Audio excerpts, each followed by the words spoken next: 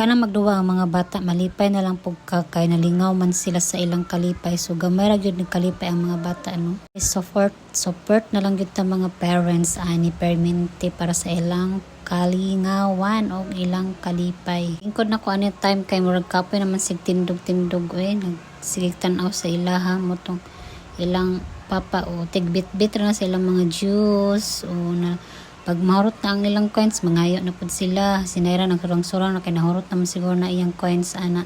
Ang among sabot ani is magtambay-tambay ra ani sa mall.